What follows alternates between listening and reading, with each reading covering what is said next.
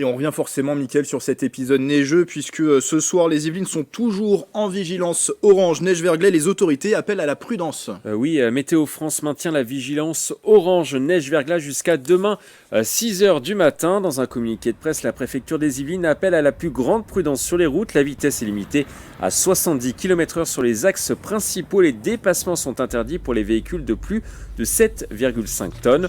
Vous pouvez vous renseigner sur les conditions de circulation sur le site internet m.citadin.fr ou encore privilégier les transports en commun pour faciliter le passage des engins de dégagement des routes. Il est également demandé de stationner en dehors des voies de circulation. Soyez également prudents si vous rencontrez des fils électriques tombés au sol. Autre information, si vous habitez l'une des communes de Saint-Quentin-en-Yvelines et que vous souhaitez être alerté par SMS des interventions de saleuses ou des chutes de neige à prévoir, vous pouvez vous abonner au portail Espace Public Service de Saint-Quentin-en-Yvelines. Et d'ailleurs, on a reçu la petite alerte puisque le prochain passage des déneigeuses est prévu pour ce soir, cette nuit même à 4 heures du matin. Vigilance donc à maintenir. Les conditions s'améliorent malgré la galère pour certains. Aujourd'hui, la neige nous a tout de même offert quelques belles images. Oui, Grégory, les Yvelines ont revêtu un joli manteau blanc cette nuit, nous offrant parfois de beaux paysages enneigés. Je vous laisse contempler ces quelques images.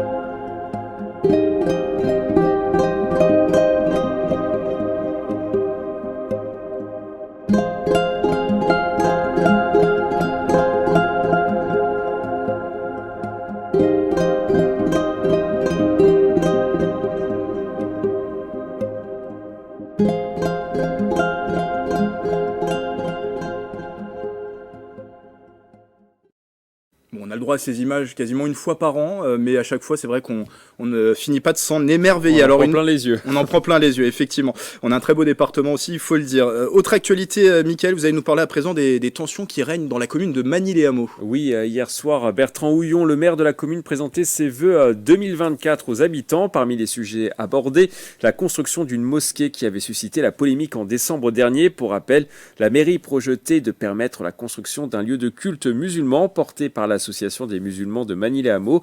Le projet avait suscité de nombreuses interrogations chez les Magnicois, l'un d'entre eux ayant notamment été menacé de mort sur les réseaux sociaux. Le maire s'est exprimé à ce sujet au micro de Julien Laurat. Je condamnerai toujours toutes les menaces, d'où qu'elles viennent et pour qui que ce soit.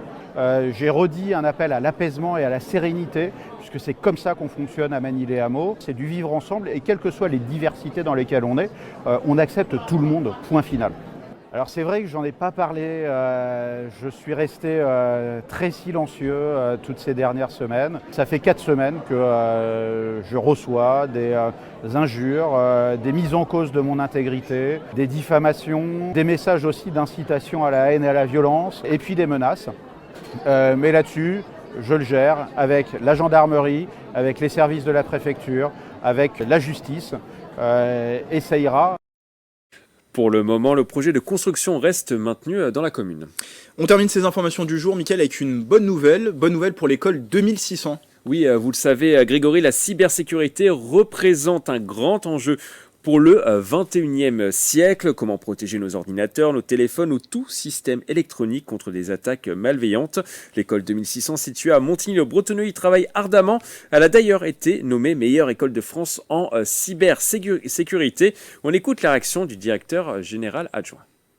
On a été reconnu meilleure école cyber de France lors de la Cyber Night 2023 par la République Haïti.